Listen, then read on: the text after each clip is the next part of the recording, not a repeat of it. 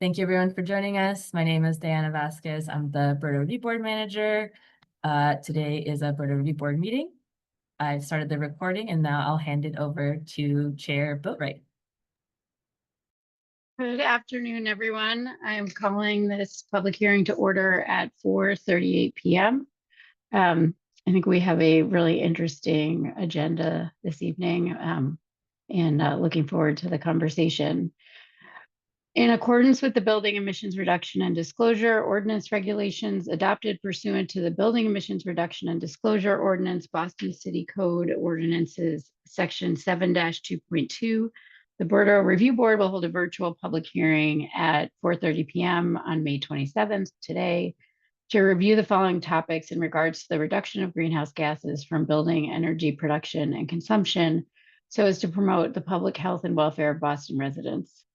In accordance with the Commonwealth of Massachusetts Executive Order suspending certain provisions of the open meeting law, we are conducting this public meeting online.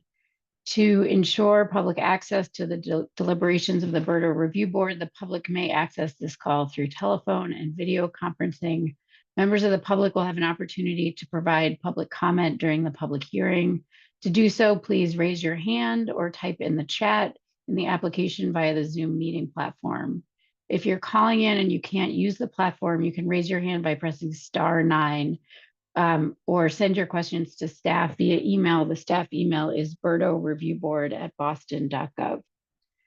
For the record, I am Jessica Boatwright, chair of the board, and I will now conduct a roll call of board members. Board members, please say your name in the order that they appear on the slide. Stephen Ellis. Hassan Faruqi. Lori Ferris. Gail Lattimore. Reginald Stovall.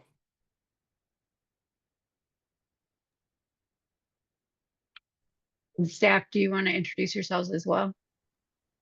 Diana Vasquez, I'm BERDO Review Board Manager in the Environment Department. Hi, everyone. Claudia Diaz-Martinez, Policy and Equity Advisor, Environment Department. Ziggy Chen, BERDO Review Board Assistant in the Environment Department. Oliver Sellers Garcia, I'm Commissioner of the Environment Department, and I'm filling in for Hannah Payne, the Director of Carbon Neutrality, who's on leave temporarily. Thank you. Here's the agenda for today's meeting. We're going to start with a public hearing for a hardship compliance plan. Then we'll switch from a public hearing to a public meeting where staff will report on updates to BERDO regulations.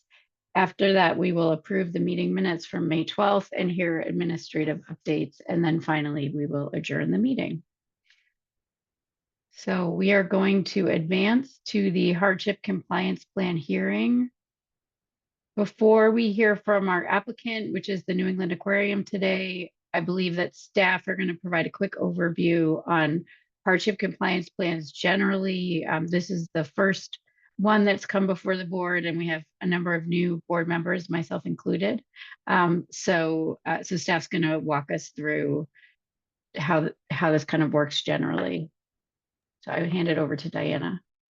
Yes, thank you, Chair. So I'll provide sort of a quick table setting on hardship compliance plans before we hear from our applicant, the New England Aquarium. So just as a reminder, there are three sort of main flexibility measures, is what we call them within BERDO. One being building portfolios. I would say this is probably the most popular option. We also have individual compliance schedules. I would say those are maybe the second most popular option. And then third, we have hardship compliance plans. So hardship compliance plans are the most difficult to apply for as a building owner, but it also provides the most opportunity for flexibility. And so owners must propose an emissions reduction plan that fits the hardship that they're claiming or that they're facing. And this may include asking for a different timeline or a different emissions limit based on their own sort of circumstances and characteristics. And just to complete the table, hardship compliance plans can be combined with a building portfolio. So an approved building portfolio could apply for a hardship compliance plan. Next slide. just a very quick sort of summary of what a hardship compliance plan is versus what it's not. A hardship compliance plan can provide relief and flexibility with complying with BERDO emissions by either providing, as I mentioned, an alternative emissions limits or standards or alternative timelines. It's available to owners that have what we call an eligible hardship, and it must be approved by the BERDO Review Board, who can set conditions on the approval. What the hardship compliance plan is not, it is not an exemption of complying with emission standards. There are no blanket exemptions with standards, with complying with emissions limits in BERDO. And it's not an exemption for annual reporting. So building owners will still have to report their energy and water data each year, in addition to third-party verification requirements. Next slide. There are two types of hardship. So we have what we call short-term. So they're granting relief for 1 to 3 years, and can be extended once due to extenuating conditions up to 12 months. And we also have long-term. So those are relief that's granted for 4+ years. And the review board shall reassess approved plans every 5 years. So there's a touch point every 5 years within that plan. And then very quickly, I won't go super deep into this, but these are the 6 different reliefs that are available to folks who apply through a hardship compliance plan. So as I mentioned, they could ask for an alternative schedule than what's the default. They could ask for alternative emission standards or alternative emissions limits than what their default is. They could request exemption of specified energy use in whole or in part. They could request adjusted compliance obligations due to third-party barriers or delays, additional compliance mechanisms that the review board determines are consistent with the spirit of BERDO, and then finally, sort of other relief that the review board may deem appropriate on a case-by-case basis. And so I just wanted to dig a little bit deeper on what we mean by what eligible hardship is. Anybody who has applied for a hardship compliance plan will have completed these sort of steps. Step 1, demonstrating the existence of one or more defined circumstances or characteristics. Within the application, we have 4 categories. Those are regulatory or contractual, financial, technical or operational, and other. Step 2 is then they evaluate all of their available options for compliance. So that includes, did you evaluate building portfolios? Did you evaluate purchasing renewable energy certificates, et cetera? And then step 3, sort of demonstrating that even after completing steps 1 and 2, that building owner is still experiencing, significant challenges with complying with BERDO, and that is why they're applying for hardship. And very quickly, here's what the application and hearing process entails. Each application requires a public hearing. The review board will hold that public hearing for all applications, and there will be an opportunity for questions from the board and a public comment period. And then the board may vote to deny, continue, or approve a hardship compliance plan with standard and or special conditions. I won't go super deep into each of the standard conditions, but this is a list of the standard conditions for any approved hardship. Next slide. And then general guidelines for special conditions. Special conditions for an approved hardship must be relevant to the distribution of benefits to environmental justice populations and advance the purpose of BERDO. Examples include measures related to equitable workforce development, housing affordability and stabilization, energy costs and benefit sharing, public health and climate resilience. And then any proposal for special conditions shall be agreed upon with the applicant, and likely be discussed with the applicant ahead of a hearing, at least when it comes to staff recommended special conditions. We try to discuss them with the applicant ahead of time. Great. And I think that's it from me, Chair. Thank you so much for that overview. I just want to pause for 1 second.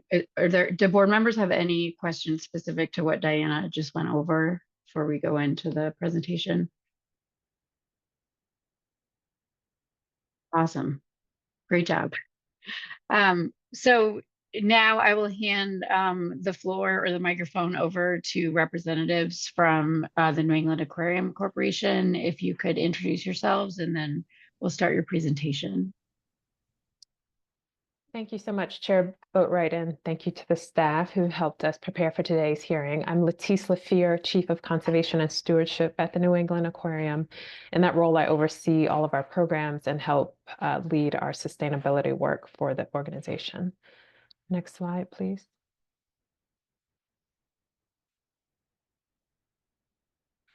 And as we understand it, we are the first hearing that you're having on a compliance plan. So we thought it'd be helpful for you to get a sense of who we are as an institution, in part because you'll see that we're very different from other building owners that you might come across with hardship plan applications. And so it will be helpful to give you a sense of the kind of work we do and why that ties into our operations within the building. Next slide. Just a bit of history snapshot. We're about 55 years old, and as many of you know, we're right on Central Wharf. We own that entire campus, so the building, the full campus, the theater, so that entire footprint belongs to the New England Aquarium as a privately owned property. And over the years, we have continued to change that footprint from the original building to the additional space that we occupy there, plus building the Simons Theater and moving through the years to expanding that footprint, including expanding our overall collection in the building. And so we're at the point now where we are thinking again about our campus and planning, both sustainability planning and broader campus master planning, as we face some challenges on the Central Wharf, especially related to flooding and sea level rise and other resilience issues being right there on salt water. Next slide, please. I won't read this, but leave it here for a minute for you to read. But we want to make sure that you all are aware that our mission is a conservation-focused mission. And so we do consider the components of education, research, and advocacy as part of our broader mission to protect the blue planet.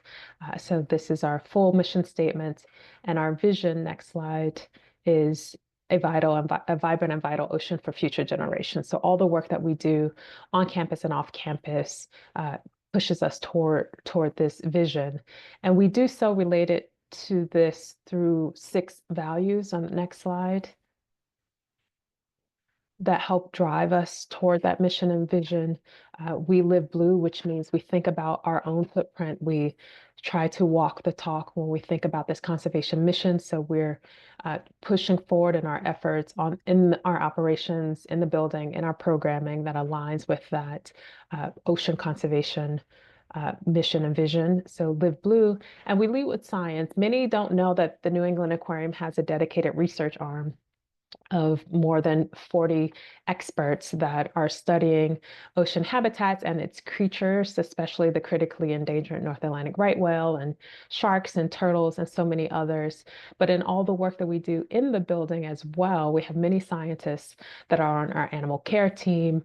I'm a scientist myself. We think about our work from a science-based perspective. So that is how we lead in making decisions in advocacy and education, that science foundation. But we know that we have to innovate. There are things that are constantly changing around us, and our approach has to continue to change when it comes to thinking about things like the well-being of our animals and operations and our approaches and engaging communities and those audiences that we serve. We have to continue to think about innovative ways to move forward on our mission and vision. But we do take a balanced approach. And so though we are a conservation organization, we recognize conservation is about people as much as it is about animals and places. So we are trying to look for solutions. We are a solutions-based approach, applying that science to how do we conserve, say, a species while fostering a vibrant blue economy and the industries that depend on it. So we very much take that balanced approach in advancing our mission, vision, and values, and all these other values. And then we commit to diversity, equity, inclusion plus. That is very clear in our practices when it comes to hiring and engaging audiences, when it comes to engaging with our visitors. Our signage is very clear on this point that we respect diverse perspectives and we foster that sense of community both in our building and outside our building and programming. And we recognize that that means we have to work at the speed of trust. So we have such a broad range of audiences, from the communities immediately around us to the policymakers in Washington, D.C. and everything in between. And so that speed varies. And we know that in order to achieve the conservation mission that we are seeking, we need to think through those approaches. Next slide. And so within that, we created these main 4 pillars that help us think through our strategies each year and how we're advancing that mission. And again, you can see here that though they are written distinctly, there is quite a bit of overlap here in how we apply our science to protect ocean animals and ocean habitats to drive the ocean conservation mission, and helping others to use the ocean responsibly. That speaks back to that sort of balance and innovation approach that I talked about in our values. And we really want people to walk away from visiting the New England Aquarium inspired to take action for the ocean. So we do that through programming and education and other engagements. But that inspiration pillar is really important to us because we recognize people come and go on a continuum. They might know nothing about ocean conservation and walk away ready to be advocates. And there's a continuum all the way in between. And so we just want to make sure people are inspired and want to take action to join in our mission. And we help create engaged, resilient communities. So some examples of that, you might be familiar with our Downtown Waterfronts for All campaign, really helping to engage the community on waterfront resilience. We were one of the founding members of the Coalition for a Resilient and Inclusive Waterfront. So we're very much about being part of the community, engaging with the community as our pillars. And so next slide. Collectively, that background, it can be summarized in this way. The aquarium is who we are, but conservation is what we do. And so we think about that in so many different ways and making sure that we're pulling those pieces together as an aquarium that's a conservation organization. Next slide.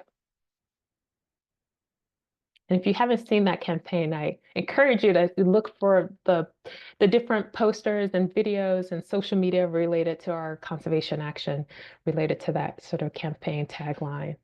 And then as additional foundation, before I turn it over to our campus operations team to talk more about our need for this hardship, I just want to highlight a few ways that we also show up as conservation leaders. So not just on the Central Wharf, and it spans from our international and national engagement. Here's a list of our memberships.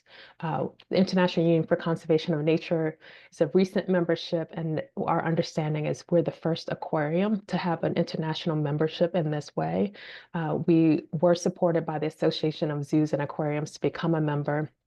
And the Wildlife Conservation Society, which operates the New York Aquarium, is a member, but we're the first aquarium to be a part of this international conservation body. And these are our other accreditation and membership organizations. You'll hear a bit more about Aquarium Conservation Partnership soon. And these are just a couple examples of the way we are showing up as far as in the state, where I sit on the Resilient Coast External Task Force. Our CEO, Vicki Sproul, is engaging in a range of issues, international to state. We have our Director of Community Engagement sits on the Greenway Conservancy Board. So these are just examples of ways that we are showing up as a leader. And then the next slide, that includes within the city. We're very active again across from our CEO through members of our teams that are representatives on these boards and commissions and councils, working groups within these city bodies. So we are a leader and take it very seriously how we're showing up across the city and at the state and international levels. Next slide, please. We also recognize that we are on the waterfront. We are facing these threats ourselves. So as a property owner, we're really thinking practically about the threat to our to our wharf and to our building and to our investments. But through that civic engagement and even the national, international engagement, we're able to see the breadth of impact that we are already facing, but we will face. And this shows a snapshot from the Wharf District Council resiliency plan that we helped create as a member of WDC, that shows that by 2070, this is the kind of flooding we'll see beyond the waterfront. So you see Central Wharf there will be mostly underwater, but this is nearly $4 billion worth of assets that will be impacted if organizations like New England Aquarium and others don't come together as leaders to address coastal resilience and the kinds of changes we need to see. So this is just to give you a sense that this is an issue where we're leaning into as well to address these kinds of issues. And in addition, next slide, we recognize not only those kinds of assets that will be threatened if we don't act and others don't act, but we're not just a destination, so I laid out that we're a conservation organization and this is our leadership, but we're important to the to the economy here in the city and the state. We're a tourist destination, but also in many ways, there are indirect economic benefits of visitors from other countries and from other states and throughout Massachusetts coming into Boston to visit the New England Aquarium. And you just see a snapshot of the kind of impact that having us engaged as leaders have on the economics of the city and the state, both indirect and direct investments by those visitors. So we know that is important for us to keep our footprint available to all of those visitors and not underwater, but making sure that we're not adding to the problem of climate resilience and coastal resilience. And then the last couple of slides for me before I turn it over, next slide. And this again is just a list of some of the other partnerships that we have related to our economic impact right there on the waterfront. These partners are near or next to our campus in order to support the economic viability of Boston and Central Wharf. Next slide. And lastly, I mentioned that I help support our sustainability work. Our last 2-year strategic plan aligned with our Live Blue value. We recognized we needed a more comprehensive sustainability plan that looked across our entire organization. That includes our use of greenhouse gases and any waste we're producing, materials, food from our guests, food for our animals, our water use. We even have, as part of our sustainability planning, reducing our own footprint on animal collections and then the food we feed them, thinking about different ways to invest more sustainably through funding and finance, and also bringing people along. So our staff, our visitors, our partners. So we're in the midst of creating the sustainability plan that's much more comprehensive now, to make sure we're capturing all the ways we can be more sustainable and setting targets for ourselves within various categories along the way. So overall, these are some of the background information I wanted to provide just to set the stage of who we are. And I'll turn it over to Ferris Beatty, our Vice President of Campus Operations, to give you a sense of why we're asking for relief. Next slide, please. Thank you, Latisse. As Latisse said, my name is Ferris Beatty, Vice President of Campus Operations and Facilities here at the Aquarium. I know at the beginning of the presentation, Chairwoman Boatwright asked for us to introduce other members from the Aquarium here. We also have on the call from the Aquarium, Jordan DePenbrock. He's our Director of Facilities. And we also have Kimberly Fontes. She's our COO, Chief Business Officer. She's on the call as well. So let me get on to it and get with it in terms of why are we asking for relief. The first thing is that we're not a traditional place of assembly. Our energy use intensity, as you see here, is 232.1 kBTU per square foot. That's more than 3 times, or just about 3 times, the average use or the average place of assembly uses in terms of energy use or in terms of energy use intensity. We also have some building and space constraints when it comes to trying to install electric boilers. We don't have enough space on the grounds on the campus to do that. And so being able to do that so that we can become compliant would be a big thing for us, or a big capital expense. The current unavailability of green steam. Vicinity is offering that, or we are in the talks with Vicinity for us to procure some green steam next year, to sort of 15%, so that we can sort of gradually or go into that in phases. As you can see, you'll see a little later a slide that talks about how we plan to procure the green steam and how it impacts us as well. And as I stated a little earlier, we have significant higher compliance costs. It will cost $0.1 million expense to procure electric boilers, not to mention the space we would have to make for them. And then we would not be able to bring those electric boilers on until 2030. And then we would also incur a $400,000 increase per year in terms of costs for the increase in utilities that we would incur. So to do those things would just be a hardship for us at going through, as we try to go through this this whole hardship with this whole BERDO reduction ordinance. If you can go to the next slide.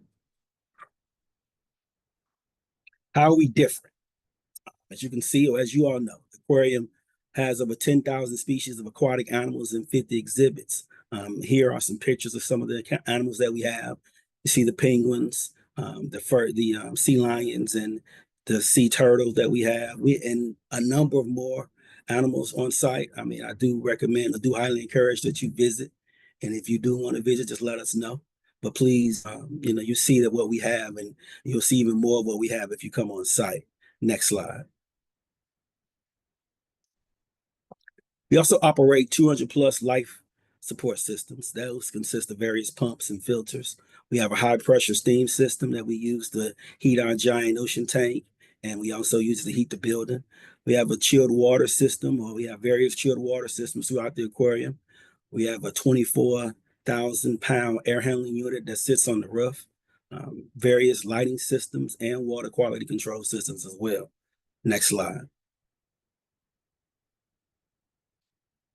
Now, our proposed individual compliance schedule versus the public assembly schedule is what you're seeing in terms of this table on the screen now. The public assembly schedule, as you can see, we want to be different, of course, from these numbers that we have here. I'm going to let you take a look at that. We are proposing an alternate emission schedule that is more aligned with the results of a study conducted by BERDO Group through our participation in the Aquarium Conservation Partnership. And we'll tell you a little bit more about that as well a little later. But take a look at that and digest it. And if you have any questions, please let me know. Next slide, please. The Aquarium Conservation Partnership is, or better known as for us, the ACP, is a coalition of 35 aquariums working together to increase our conservation impact. And we're a part of the ACP pledge. And being a part of that pledge, we pledge to get to carbon net zero GHG emissions by 2040. So we plan to be net zero by 2040 and net zero by 2050 as well. So we're trying to get on an even more accelerated path than what we have with you all. So, we're trying to do our best to make sure that we impact and that we, live or talk the talk, that we'll walk the talk, as Latice mentioned earlier. Next slide. These are some of the participants, or some of the organizations or aquariums that participated in the benchmarking exercise that was conducted by BERDO and through ACP. Next slide. Here are two pathways that we can take to get to net zero.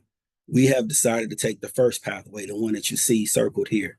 We're going to implement some identified energy efficiency measures. We're going to electrify our kitchen equipment, and then we're going to purchase green steam, and then we're going to procure green power through either RECs or a PPA or a VPPA. Next slide, please. These are some of the energy conservation measures that we're going to take or that we're going to have performed over the next 5 to 10 years. As you can see here, we've already began our installation of the VFD controls on our various life support systems. So we're going through that in phases. And as you can see here, we're going to replace our York water cooled chiller with the new VFD screw chiller in 2026. And then we're going to electrify the equipment, the kitchen equipment in 2030.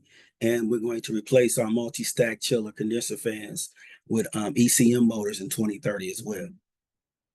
Next slide. This slide here shows the effect of green steam will have on our kilograms of carbon dioxide per square foot. As you can see, the more green steam we purchase, the more of the effect that it'll have for us. You can take a look at that and digest it. And if you have any questions, please let me know.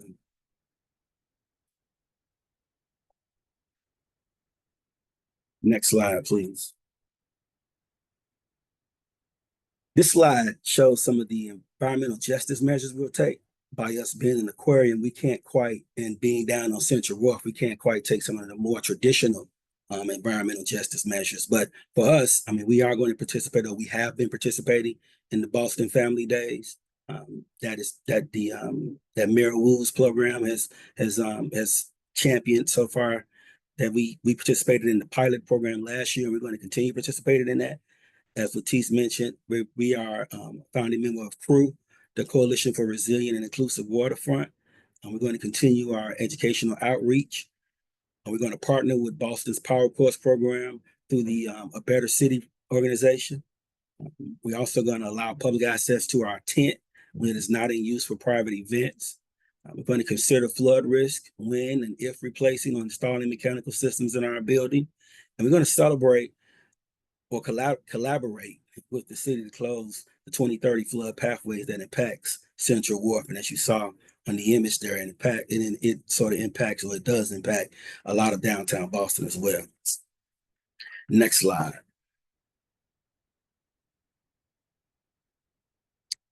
That'll be it. If you all have any questions, and I do see a question in the chat. Yeah, we can, we'll hold that question until after the staff comments.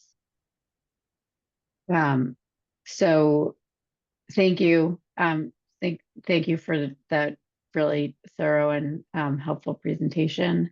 I recently visited you on one of the Boston Family Days, and I was very impressed with how many student families you fit in the aquarium on a weekend day.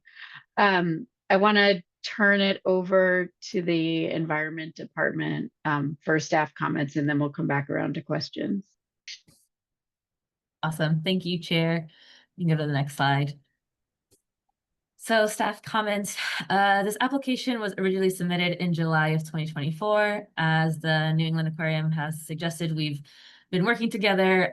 Staff reviewed the initial application as incomplete. And we've been working together to sort of modify and adjust the application to answer questions or any sort of informational gaps that staff identified. This submission is the third iteration and was deemed complete by staff, and the aquarium has been very helpful in doing timely responses. Staff has also had Stephen Winter Associates, a technical consultant that we've hired to review the application, and they prepared a short memo for the board. This memo is available to the board in your board folder. I also think this might be a good time to pause. Adam, if you're online, if you'd like to introduce yourself from Stephen Winter Associates. Sure. Can everyone hear me? Yes. Great. Yeah, sure. My name's Adam Strelhetka from Stephen Winter Associates. As Diana mentioned, happy to be working with the Environment Department. We've been in business for over 50 years with offices in Boston, New York, Connecticut, and Washington, D.C. And yeah, just here to offer technical assistance, answer third-party questions, and just general consulting whenever there's any questions or topics related to BERDO, technology, electrification, and anything along those lines. Awesome. Thank you, Adam. And then finally, for staff recommendations, staff recommends approving this application with standard conditions and our recommended special conditions, which are on the next slide. Sorry, the text is small, still kind of a large text, a lot there. But essentially, we recommend two types of special conditions, one related to reporting updates and then one related to acting on stated commitments. So for reporting updates, we recommend that once a year, the aquarium submit a brief written update by March 1st of each year, just regarding their emission reduction efforts to date. So updates on any planning and implementation of energy efficiency projects, renewable energy or procurement projects, etc. Investments made for BERDO compliance and funding or financing options being pursued, updates on the implementation of equitable workforce development commitments, updates on the implementation of climate resilience commitments, and just a note to say that the first update would be given March 1st, 2026. Every 5 years, as part of the reassessment for the hardship, because it's a long-term hardship, the aquarium should provide an update regarding progress on the implementation of their stated commitments. So we categorize them as emissions reduction, equitable workforce development, and climate resilience. So these are the commitments that Ferris reviewed on his slide deck regarding environmental justice. And then third, sort of acting on those stated commitments for the duration of the hardship, the aquarium must demonstrate good faith efforts towards implementing those stated commitments, and demonstrate good faith efforts to pursue similar commitments in their emissions reductions, equitable workforce development, and climate resilience. Again, so those are sort of the commitments that Ferris reviewed on his environmental justice slide deck or slide. And that is all I have, and I'm happy to answer questions from the board, Chair, or for the applicant. Thank you. Thank you very much. So I'm now going to ask the board, as Diana said, if there are any questions or comments that they'd like to discuss. Before we start, I just want to note again that the special conditions recommended by staff have been discussed with the applicant beforehand, and they have agreed to those conditions. So if the board is considering new or additional special conditions, we'll likely have to discuss them with the applicant before we can make a vote. So just to kind of set the stage. I'm going to start off with a couple of questions, and then I will call the next board member. We don't always, the chat is really for public comments. We're not always able to take all of the questions, but I do think that it would be really helpful to explain the green steam as an energy source a little bit better, and why it's the right choice for the aquarium. If you could explain that in a little more detail, that would be really helpful. You want to know what green steam is, or why it would be better for us? Kind of both. Both would be great. Yeah. Okay. Green steam is a product that Vicinity, who's our steam provider, offers. It's their way of providing steam without using gas house emissions. So they're going to, or they have been, exploring ways to provide steam to their customers through electric boilers, through the electric means of the way that they provide it, or alternate to the way that they provide it now. They provide steam now by using gas, essentially. Everything is produced by using gas boilers, and so they heat the steam and then send it to various buildings throughout the city of Boston, particularly in downtown Boston.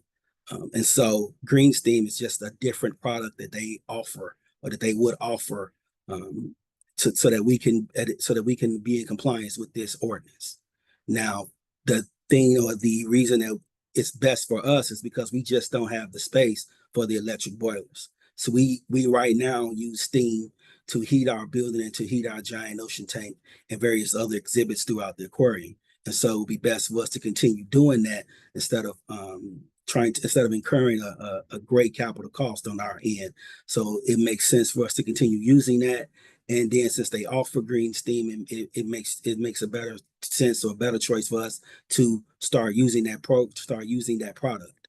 And in using that product, I'm pretty sure we're going to incur more costs, but that's sort of the nature of doing business, so to speak.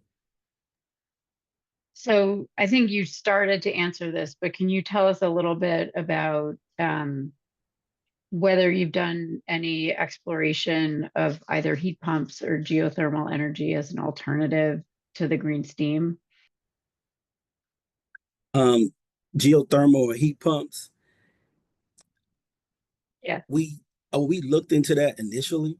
I know from our point of view, geothermal or heat pumps would be a great disturbance to the environment that we have around here, trying to build those, going deep, because from what geothermal is, we would have to essentially go deep into the ocean, install heat pumps or a loop with geothermal, and that would be deep underground, and that will disturb the various the various occupants that share the central wharf with us. And so it makes sense for us to try to go with the green steam, because it's a product that we already, or steam is a product that we already use, that we already have the infrastructure for.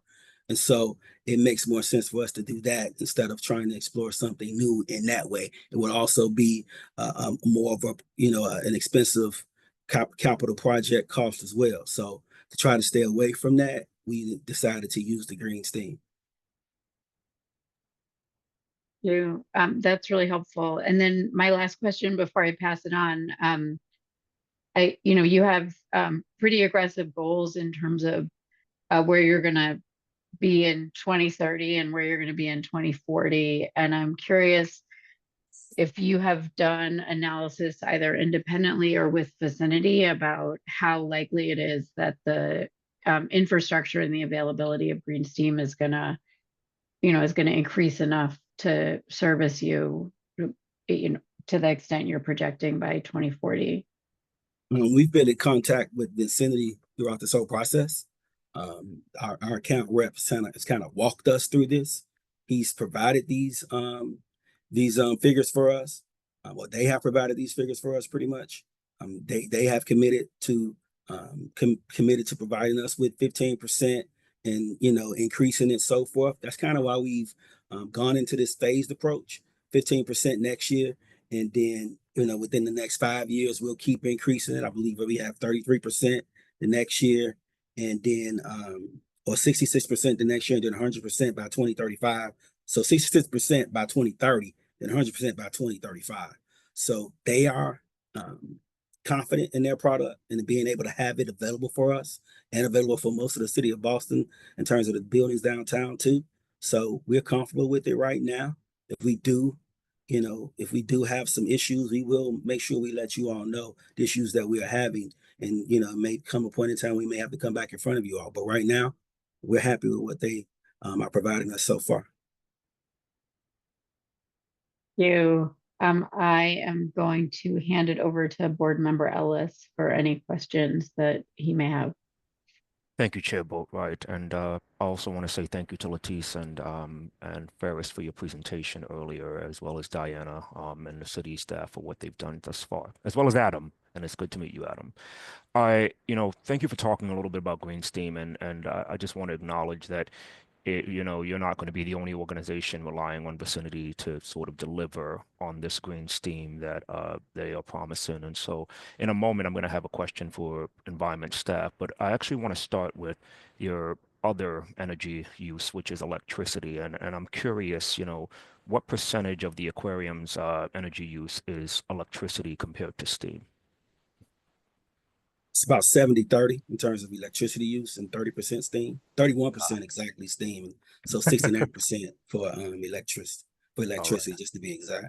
Not a problem. I appreciate the exactness. Now, I noticed in your application, it stated that the aquarium has been purchasing RECs to match 100% of your electricity, but, ineligible for BERDO.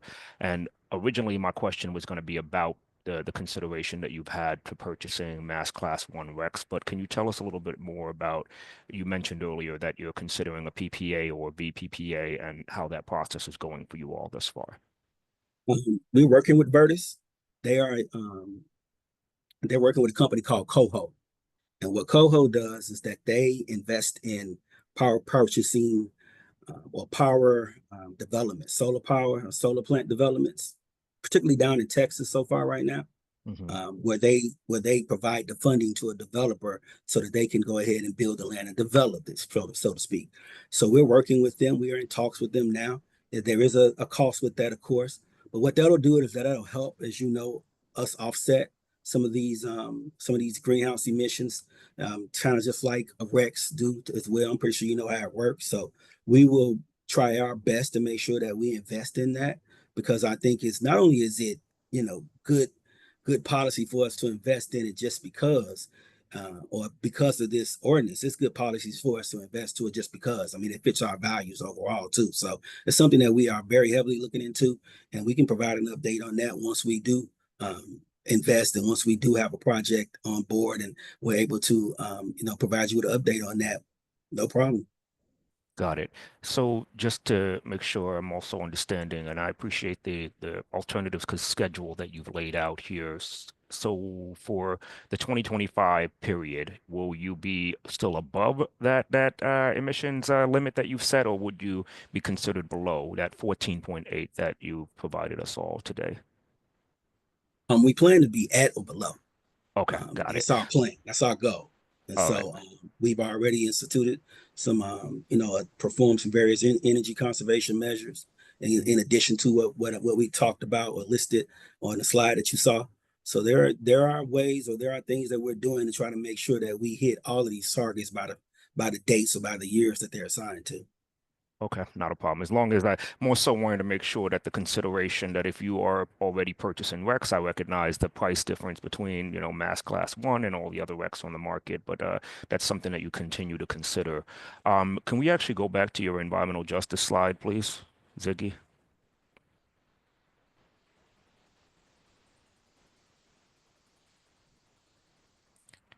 Thank you, Ziggy. What?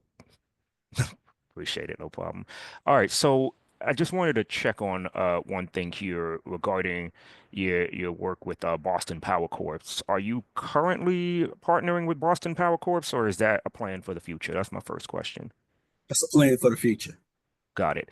And my next question regarding the flood risks that you've all been talking about, and I admit I have some ignorance on where things are at with the planning and development for the Central Wharf, but can you share any details about like what the plan is in terms of protecting your technology or any new technologies that you're considering right now to bring in for the future?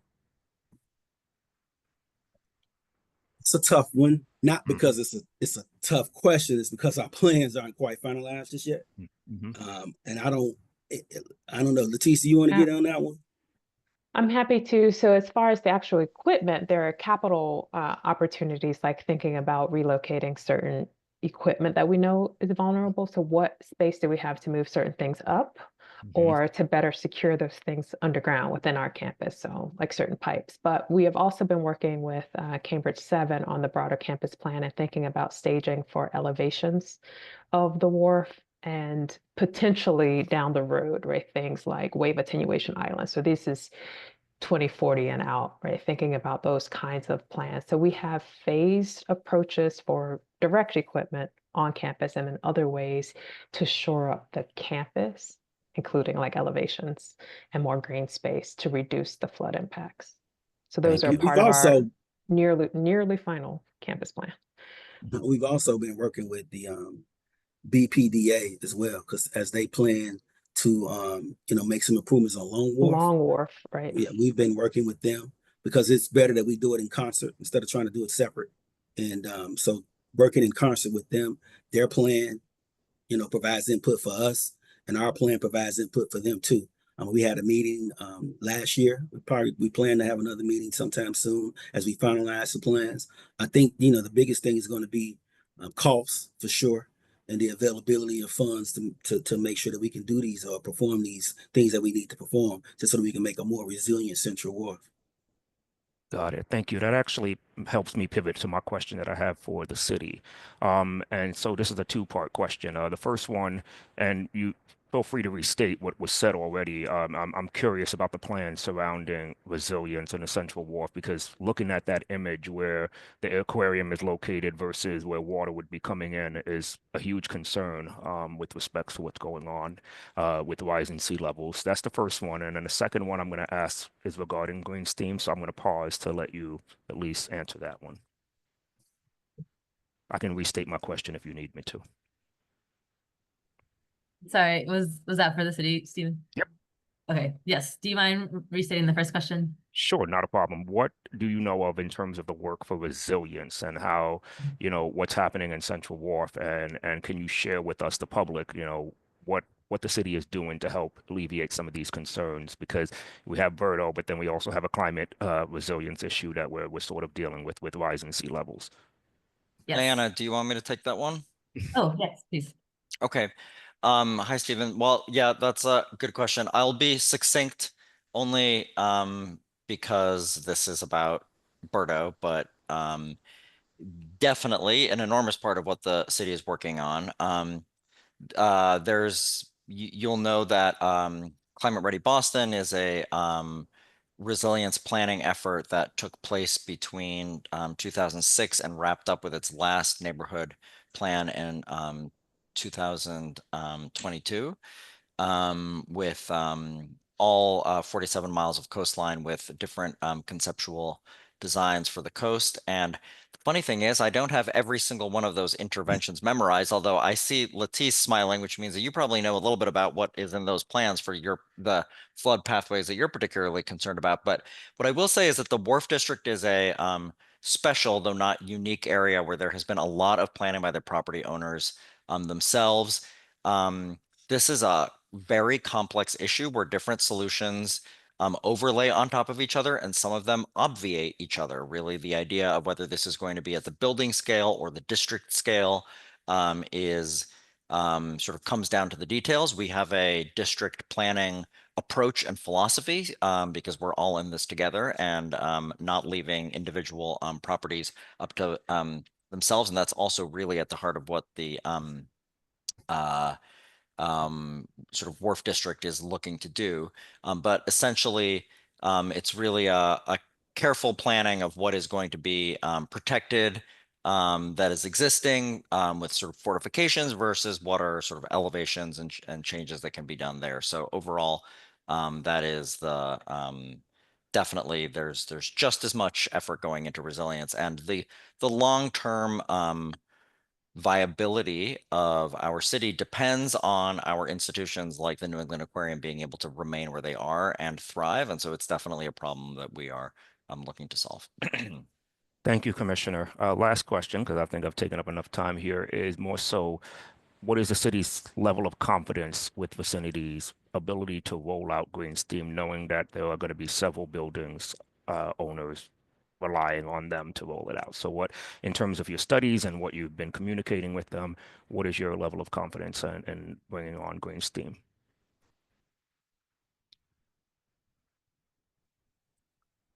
Diana, do you want me to take that one too? Yeah.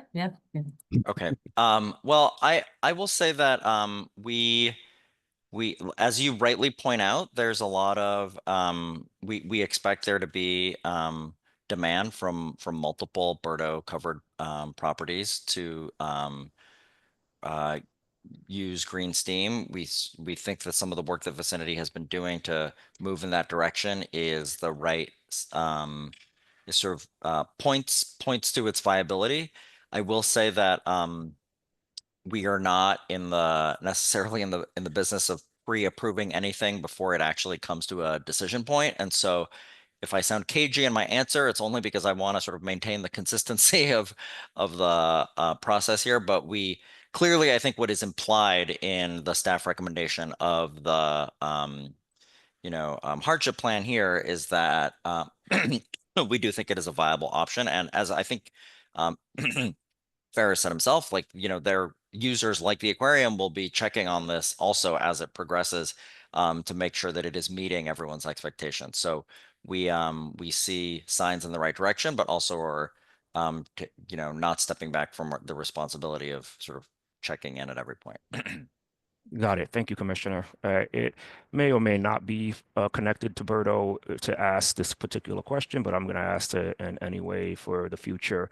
It would be wonderful just to have a presentation on, vicinities sort of strategy and getting a better understanding as to what that will look like in terms of their rollout. So I don't know what power or position the city has on something like that, but knowing that this is a strategy for flexibility that many organizations and building owners will be considering, it will be helpful to see that in the future. Nevertheless, the aquarium, I want to thank you for your commitment to marine life conservation, education, and advocacy. I will now turn my time back over to the chair. Thank you. Thank you, Board Member Ellis. Board Member Faruqi. Great, thank you, Madam Chair. And thank you to the whole applicant team. Really appreciate the very thorough presentation and all the work you all are doing outside of BERDO as well. I will share a lot of the questions of my colleagues. I appreciate them asking this. I wanted to ask as well about the workforce that you're using to conduct a lot of these renovations. To the extent that at least for the BERDO-related retrofits and renovations, can you talk more about some of the workforce practices that you plan to undertake, particularly if you're planning to use any registered apprenticeship or pre-apprenticeship programs or hire Boston residents for these roles?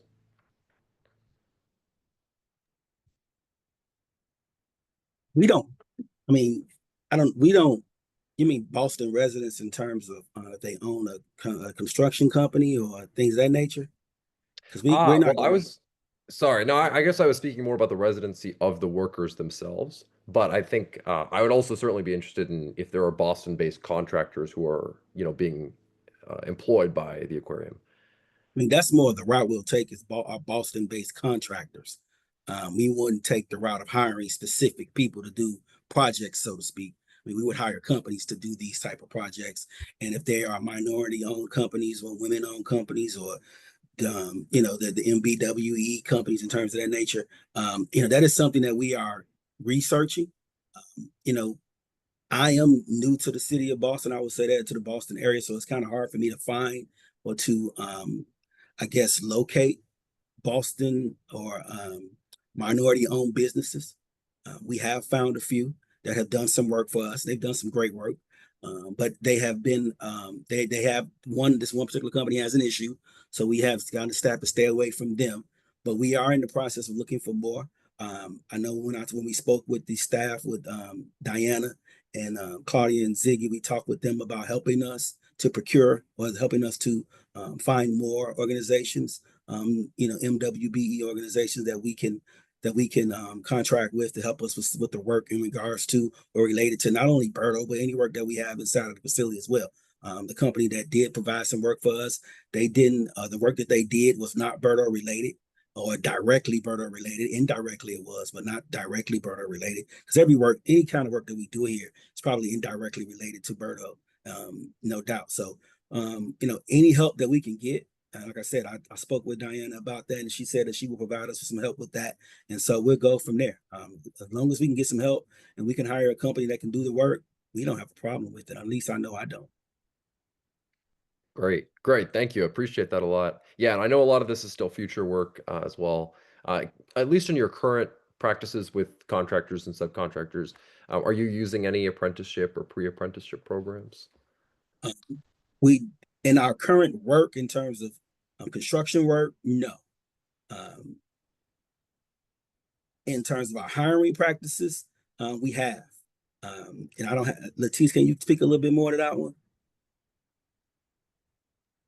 Yes, we have apprentices for the on-site work, not construction related. So things like apprentices to learn how to become an aquarist, as an example. So we have teen interns and adult interns and apprentices for work related to our program. Got it. Okay, great. Thank you. And you'd mentioned on the slide as well that you plan to partner with the Power Corps program. Can you speak a little more to what you're planning for that proposed partnership and how that might interface with BERDO work? Now, I believe that program is through A Better City. One of our, well, she's on the call, I'm sorry, Kim Fontes is a board member who's on the call. She's a board member on the A Better City board. And so Our plan is to partner with them so that they can help administer that program and just make sure that we become part of that program. And like I said before, all the work that we do is not just to be compliant with BERDO. That's to be a good member of the community as well. So, I mean, our plan is to partner with them so that we can have staff on site to help us with various things that we have. Maybe, put them in various departments, whether it be our trades department or our mechanical system operators, that department too, so they could become apprentice with our organization and could quite possibly gain employment in the future.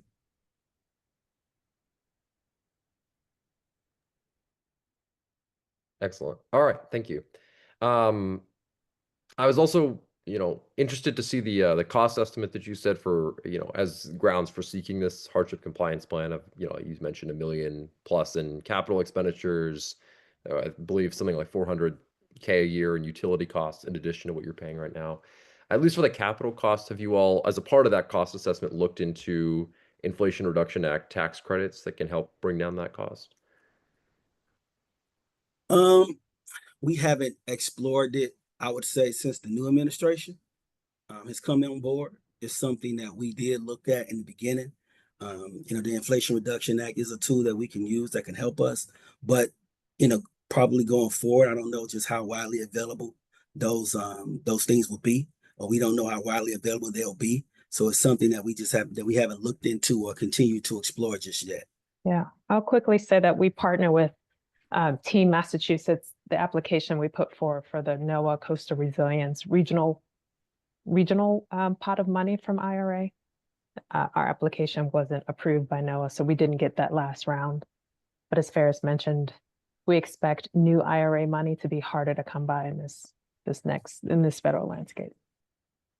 Sure. Yeah, no, definitely agree and appreciate that. Certainly on the grant funding standpoint, I don't think that'll be a good pot to look for, but I think certainly on the tax credit side, leveraging tax credits is still, to my understanding, something that people can and should pursue that isn't impeded by any of the current actions.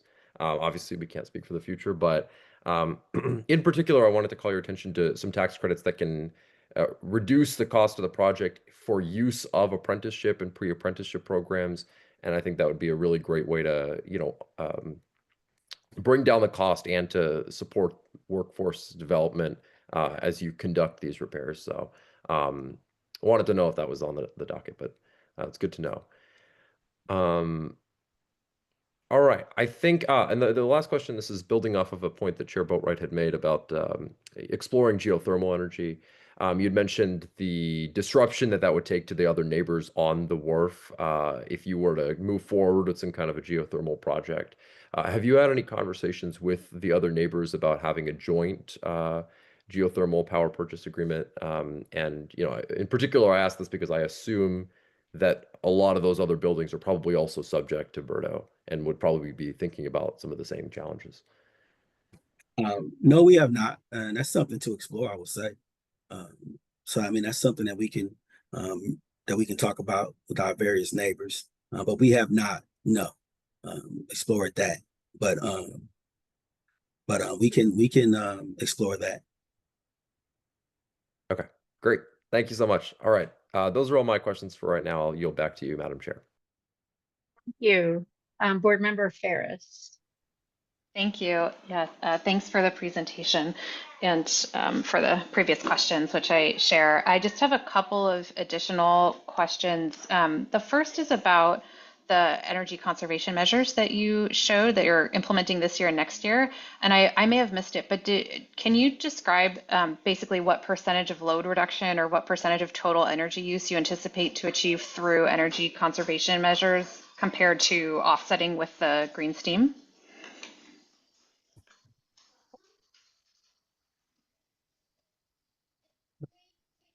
Let me make sure that I get you the right information. Can you repeat the question? I'm sorry. Sure. Yeah. The question is how much do you anticipate reducing the energy use or kind of reducing the energy loads in the building through the energy conservation measures you're actively pursuing compared to, I guess, how much is going to be left over, what percentage of the emissions are going to be covered through the green steam compared to just reduced through energy conservation? Well, with the green steam will be more than our energy conservations measures that we would take. I mean, there are very few energy conservation measures that we can take. These 7 are the ones that you see that we can take that would impact the most. So the green steam would be more. Exactly how much more, I don't know. I can get that information for you if you like, but I will say the green steam will be more than what our energy and then us performing these energy conservation measures, though. Yep. Okay, thanks. I guess I would be curious to see how much energy improvement you're achieving before the green steam is able to offset, if you have that information. And then the other question I had was about the longevity of your steam systems. I guess I understand from the previous questions that particularly in the near to midterm, the green steam makes sense because of the spatial challenges and the financial challenges of installing all electric systems. But I'm wondering, at some point the steam systems will also reach an end of life. And so I'm wondering if you've thought about when that will happen and if there are plans to convert to electric systems at that point. That's a very good question. Sort of fortuitous, so to speak. We do have some issues now with our steam that we have to remedy, so to speak. And so the issues that we're incurring now is where the steam pipe is located. The rising sea levels and tides have impacted that. And so it's at the end of its life, so to speak. And so we have to, we are exploring rerouting it and exploring, what it would take to do that. And so right now we took some measures to mitigate those issues that we have. And so in the very near future, we're going to take some measures to where we either reroute the steam pipe to reroute it throughout our campus, or try to figure out should we keep it in place. Like I said, we're going through that process right now. In terms of converting to electricity now, at this point in time, we just can't do it. And so not being able to do it now in terms of what we have to take care of, that's point of emergency right now, and then being able to convert to electric boilers or things of that nature, it would be tough for us to do right now. And so staying the course with the steam pipe or with the steam is the best course of action right now for us. Okay, thank you. Thank you. Board Member Ferris, do you have additional questions? Or you're good? Oh, no, thank you. I will hand it back to you. Thanks. Okay. All right, great. Board Member Lattimore. Yes, thank you for all of the information, and my peer board members asked quite a few of the questions that I had, so I appreciate that and the answers. I do have a couple of other questions. Does the New England Aquarium have a WMBE utilization policy? We don't have an official policy, no, right? Not at this time. Okay. It is, like I said, it is a practice of ours, or it is a practice that we want to employ, making sure that we do that. We don't have an official practice, as I stated right now, but it is something that we are going to, or that we do employ sort of unofficially. We make sure that we, explore companies or explore ways to use companies that we can, employ on site. We do have, like I said, in the past, we've used MBE company on site that has come on site and performed some work for us that was indirectly related to BERDO. And we had some other companies come on and provide some work on our campus out in the front plaza. That company provided some work for us or performed some work for us. So, as we find companies that do and that do perform work or that can perform work, we most definitely will. Thank you. I would say a couple of things. One is Emerald Cities has a program where they train minority business owners to kind of move closer or kind of tweak their current professional skills to align more with the kind of potentially burgeoning clean energy economy. So that's one resource that I'm That sure. Emerald Cities, you said? I'm sorry. Emerald Cities is what it's called. Okay. I think I got the name right. I'm thinking, yeah, that's Alexis. I can't remember Alexis's last name, but the city, I'm sure, has her contact information for MBE, Minority Business Enterprises. And then I know the city's going to be working with you, but just a couple of resources. The Mass Housing Investment Corp, also known as MHIC, also has a pretty extensive MBE directory that, and I'm sure other members, both the city and members of this review board can, support your access to a range of MBEs. I'm really pleased to hear that there's a burgeoning or, fledgling relationship with PowerCore Boston. My agency, just full disclosure, Cobden Square Neighborhood Development Corporation is a partner with the city in the NOAA grant that the city got, and we are going to be supporting the partial training of PowerCore Boston participants. So really looking forward to seeing how that relationship evolves with the New England Aquarium. So I appreciate that you are looking at that. In terms of the question I have about improvements, when I look at your submission, just wondered about the status of the 2025 improvements. It looked like you had, by the end of this year, you had about 4 or so targets for energy efficiency measures. So I just wondered about the status of those. Are they on track, or what is the status? And they are on track. Jordan, can you speak a little bit more to those? Sure. Good evening. I'm Jordan Teppenbrock, Director of Facilities and Grounds in an aquarium. One specifically we've been focused on, namely, is the VFDs. So a lot of our process equipment, air handling, building comfort systems, we've been trying to implement control on a lot of these motors in an effort to, reduce how long or how hard they run. Some of the initial building surveys conducted identified approximately 29 motors above 7.5 horsepower. To date, we've addressed about 13 of those and are ongoing through that list as we speak. So we'll continue doing that and hopefully appreciate some significant savings as a result. Great. Thank you. That's good to hear. I just wondered, without necessarily having to disclose the aquarium's financial status, just wondering, what your anticipated costs will be for improvements, say, over the next 2 or so years, and how you will fund them. Some of my fellow members have talked about, tax credits, which, hopefully will be available maybe.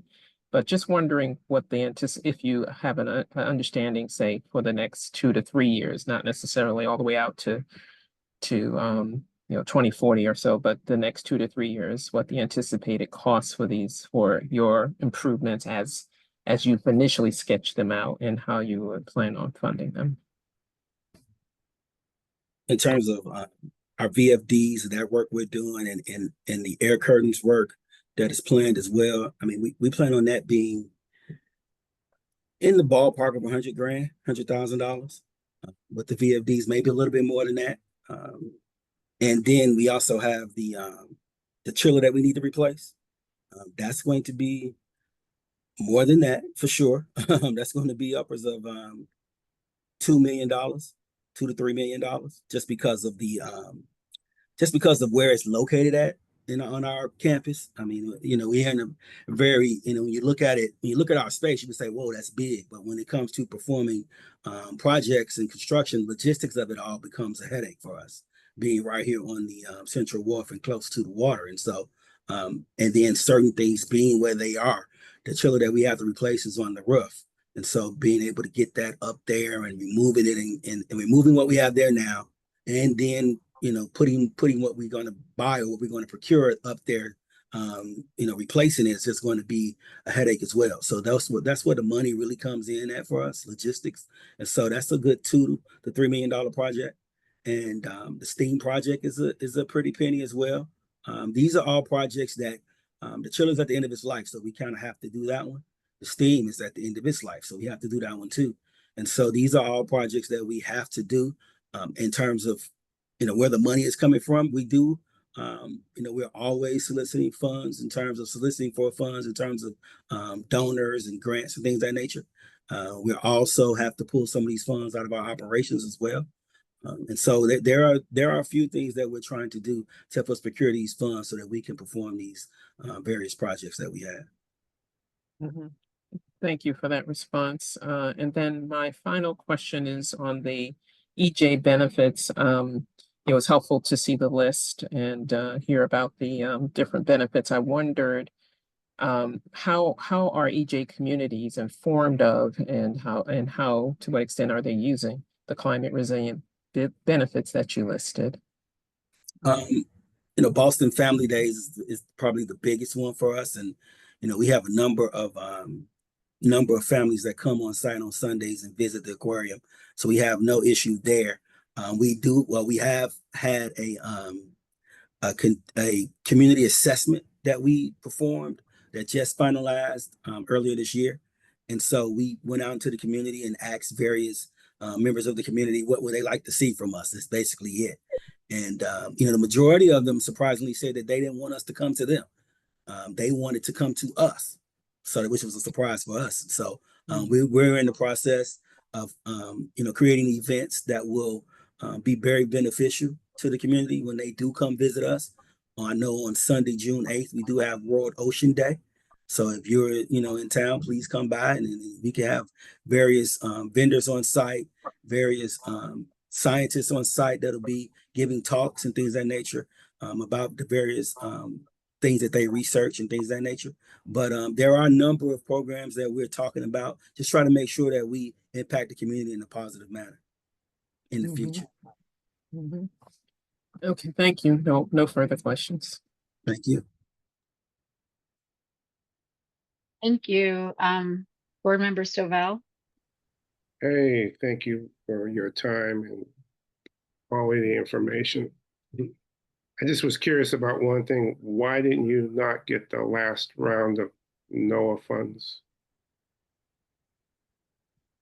He's just stepped off the call. I think it was, from what I'm thinking, I don't want to give you an official answer. Maybe I don't want to give you my opinion either.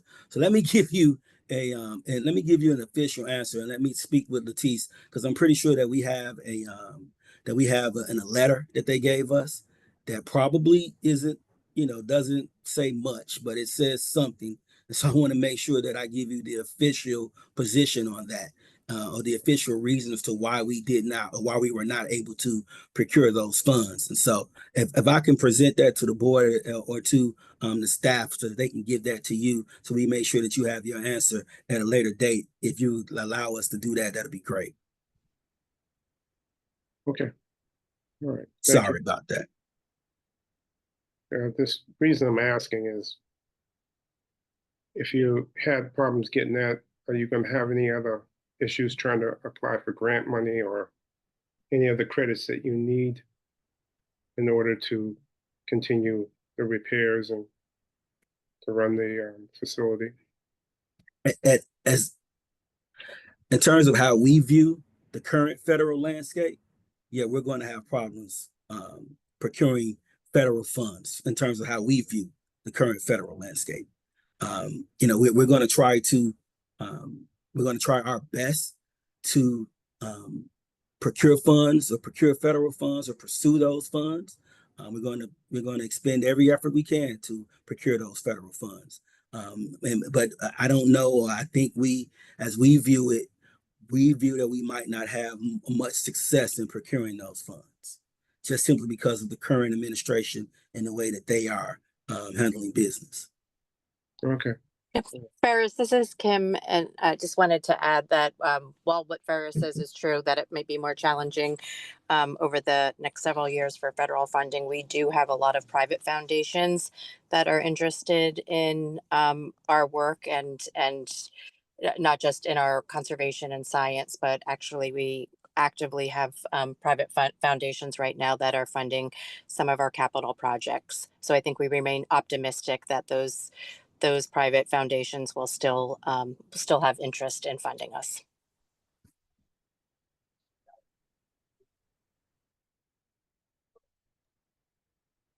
Thank you. Thank you for the question. You. I am about to open up the meeting to public comment unless any board members have additional pressing questions for staff or the aquarium that you want to make sure we address. I have a brief question. Okay. Yes, I had a question for staff about the ability of the board to compel or suggest the use of apprenticeship or pre-apprenticeship programs as a part of a special condition. Any insight on that?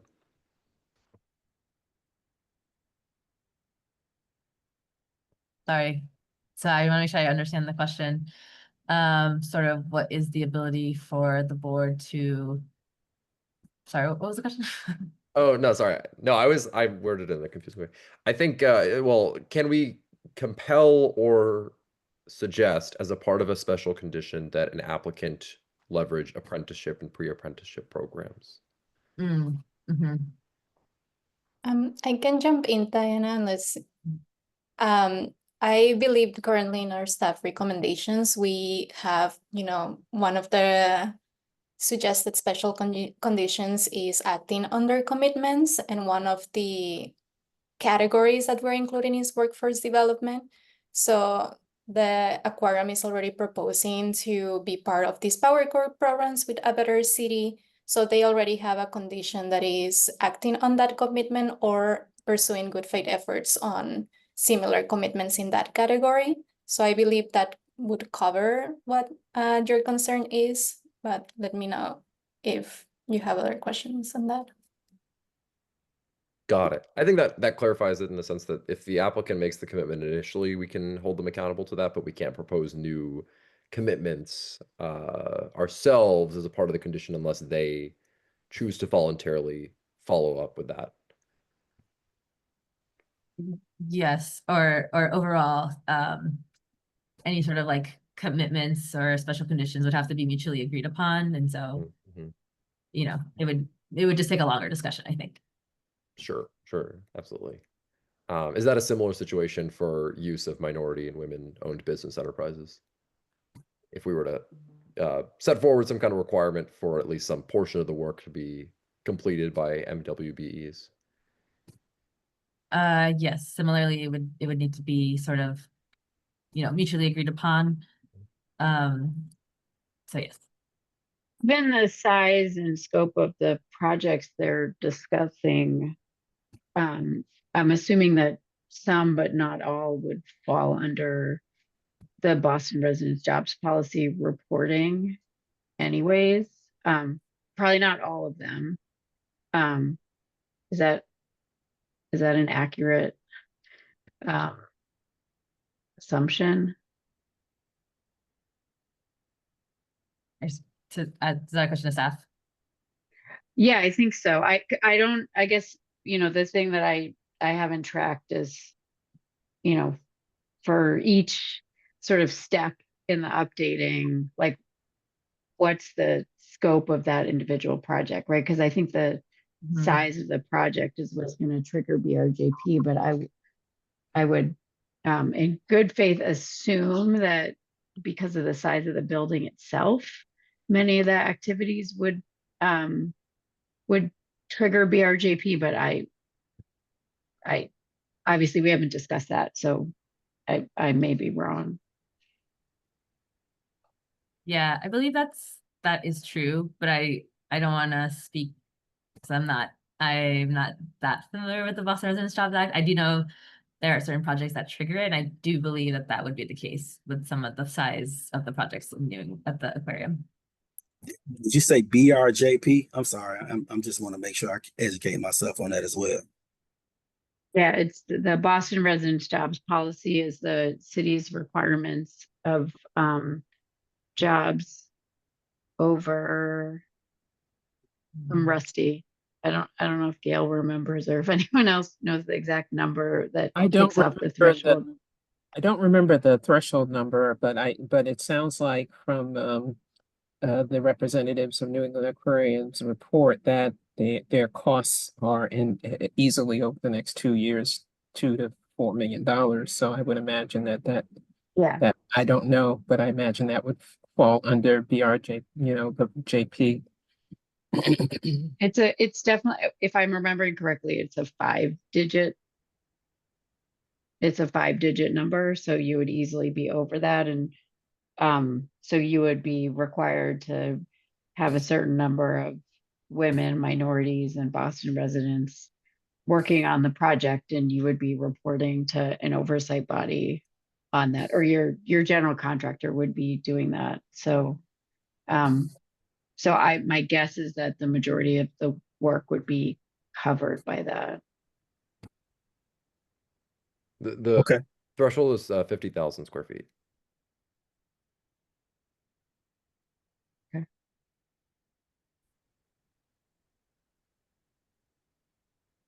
All right.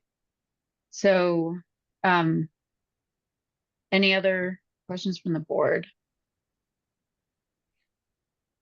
All right, we will now open the meeting to public comment. As a reminder to members of the public, to provide public comment, please raise your hand or type in the chat in the application via the Zoom meeting platform.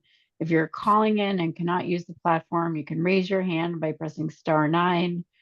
Send your comments to staff via email at berdoreviewboard@boston.gov. If you do make a comment, please try to limit it to 3 minutes or less, and focus on comments. Do we have any public comment?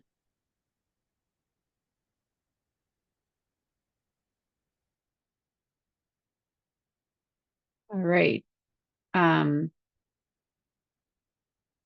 So assuming no further discussion or questions, is there a motion from a board member regarding approving this application with the staff recommended special conditions? Or we can also have a motion to approve it with standard conditions.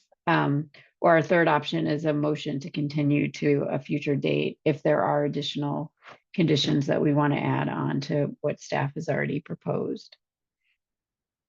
A motion to approve with special conditions as set forth by the staff.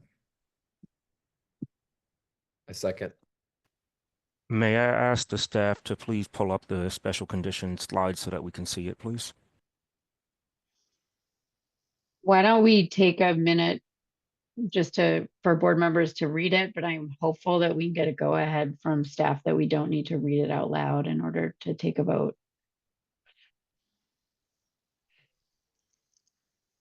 Okay. All right, so we'll just pause for a minute for board members to read the slide.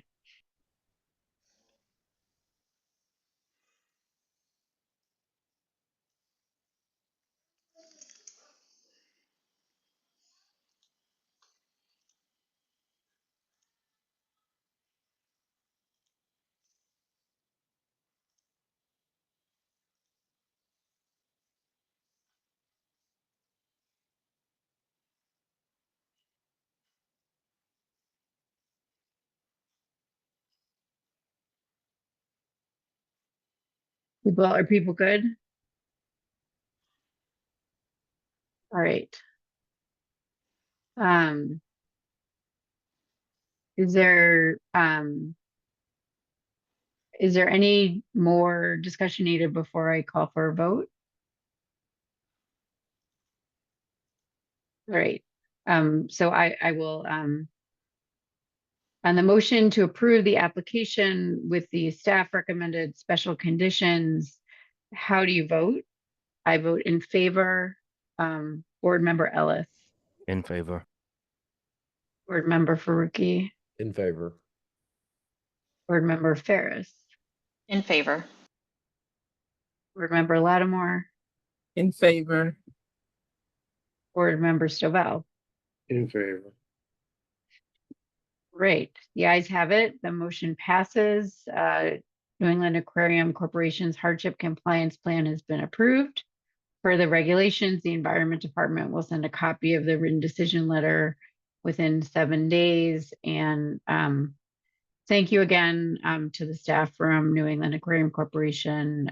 This was you're very thorough in your presentation, and we appreciate that we had a lot of questions and appreciate the time and thought you put into addressing them. Thank you, board. We appreciate it. Like I said, if you have any questions or anything, please contact us at any time. Thank you very much. Appreciate it. Thank you. We'll look forward to seeing updates for the vote too. So we are now going to switch to our public meeting. I'm calling this public meeting to order at 6:08 p.m. I know that that staff has some information about updates to BERDO regulations. Just as a time check, because I think there's some interesting things in this discussion. Can I just do a poll, just by way of hands? If you're able to, if we need to, if you're able to stay on until 6:45, could board members raise their hands just so staff sort of know how to budget this time? Okay, it looks like I think we're good, right? 1, 2, 3. Yeah. So hopefully we'll finish by 6:30. But before I hand it over to Claudia, I just wanted to double check because I think that there's some interesting things we are going to talk about.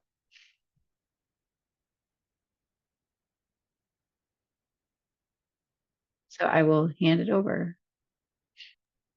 Perfect. Thank you so much, Chair. And I will do my best to keep us on time. Z, can you go to the next slide? Okay, so we're coming here to give you an introduction to some of the key regulation changes that we're proposing to the Air Pollution Control Commission in June of 2025. And before we go into the meat of those regulations proposals we have for you, I did want to take some time to give you a reminder of BERDO's regulatory structure. So we have sort of 4 levels of guiding documents or guiding documents that govern BERDO. The first level is, of course, the ordinance itself. This is the overall law that established BERDO and all of the key requirements for the program. This ordinance was adopted by City Council in 2021. And out of all of the documents that you will see here listed, the ordinance is the hardest to modify because we would require to go back to City Council for any changes and approvals of that sort. So an example of something you could find in the ordinance that you're very familiar with is that it creates building portfolios as an option of a flexibility measure and establishes very broad requirements for that, such as that the building portfolios need to be approved by the BERDO Review Board. The second level that we have are regulations. These are more specific rules to implement and enforce the objectives of the ordinance.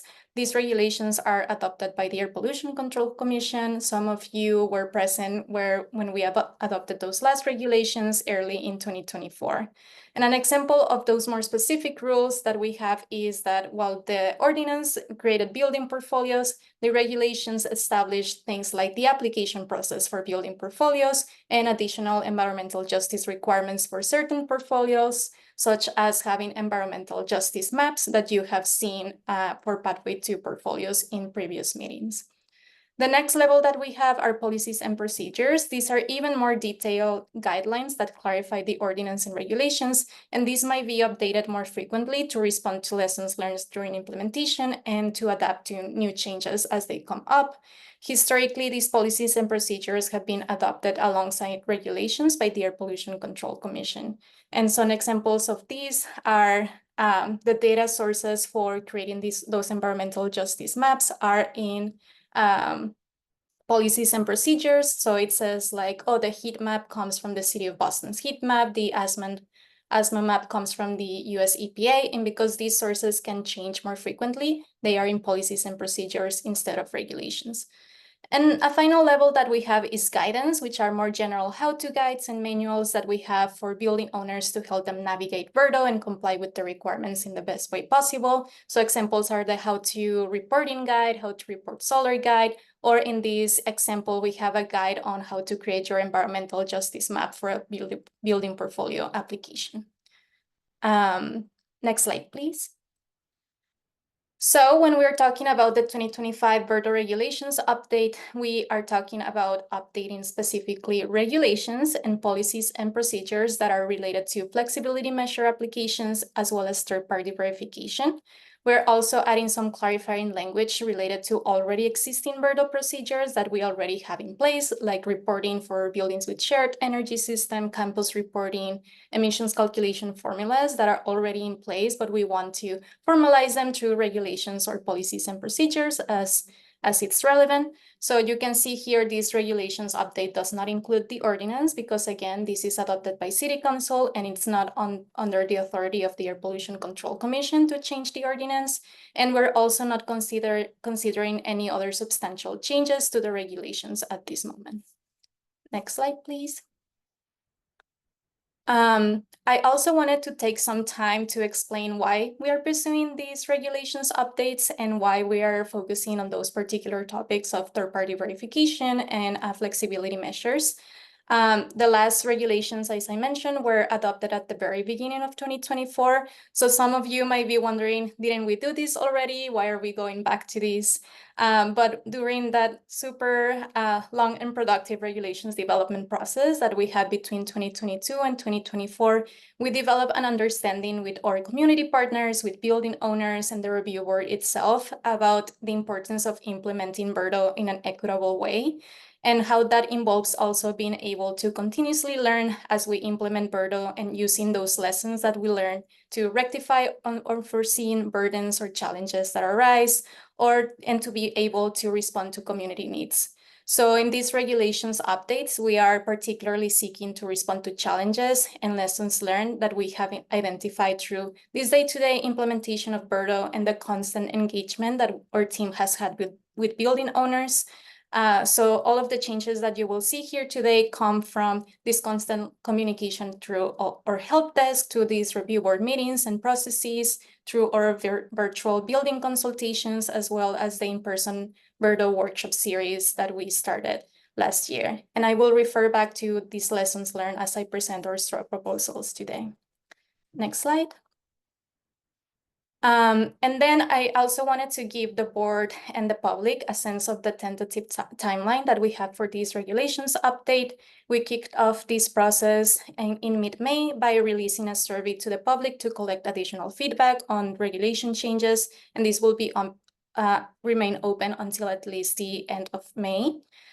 Today, we're presenting key straw proposals to the board, and we're looking forward to hearing from you later today. And our next milestone is to come to the Air Pollution Control Commission, or APCC, at their monthly meeting on June 11 with the first formal draft language for the regulations revisions. And we will request the Air Pollution Control Commission to open a public comment at that point. And this would formally start the regulations update process with the APCC. During that first public comment period, we will have time to come to you again on June 23rd to present that formal draft language and get additional feedback from the board. After closing that period and making any necessary revisions, we would come back to the APCC either in late July or early August at a special hearing. And at that point, the commission would have the discretion to open a second public comment period, or if everything was perfect at the first try, they could vote to adopt the regulation changes.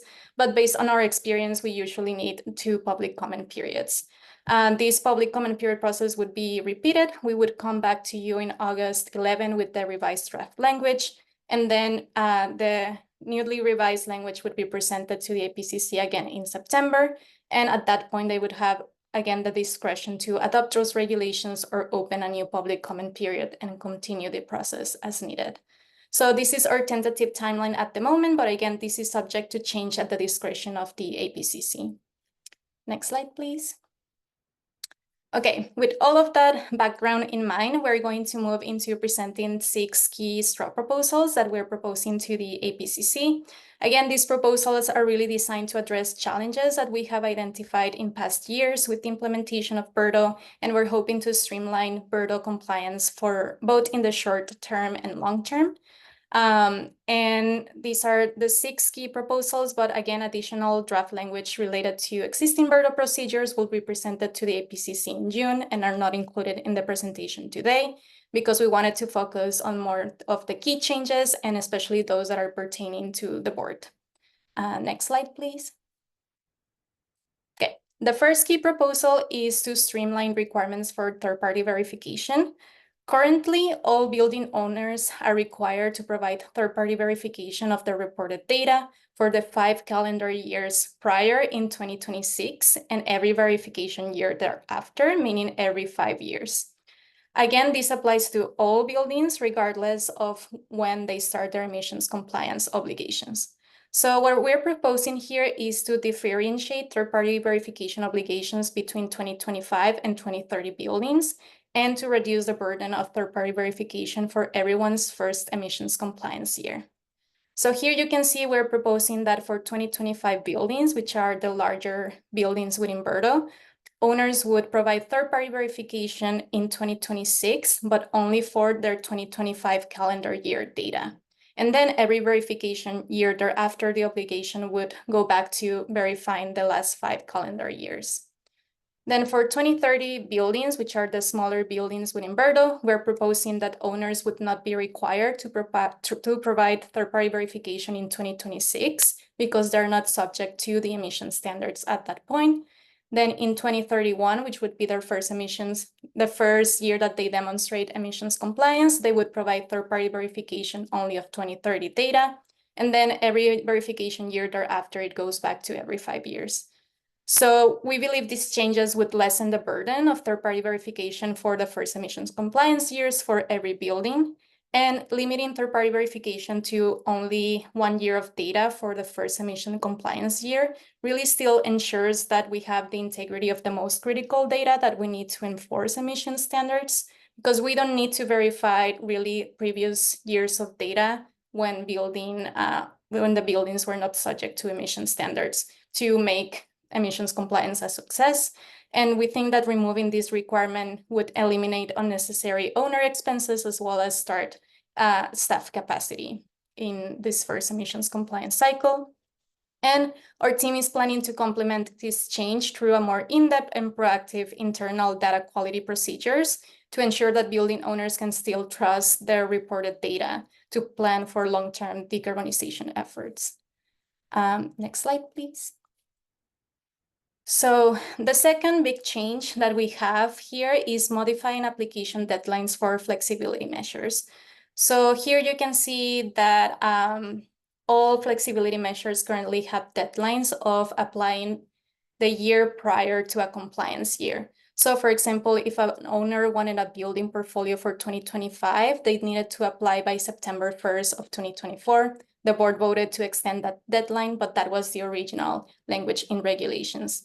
And the original purpose of this was to encourage building owners to plan for flexibility measures in advance of a compliance year. But now that we have been implementing these deadlines for a while, and in talking with building owners during those building consultations and in-person workshops, it has become very evident that a lot of building owners are still only becoming aware of these flexibility measure options. And even if a building owner wants to implement or pursue good faith efforts to comply with BERDO in 2025, one of the key ways to comply, which is flexibility measures, is no longer an option for them under current regulations, and they can only apply right now for a flexibility measure starting in 2026, the earliest. So we are proposing to essentially give building owners an additional year to apply for flexibility measures for a given year.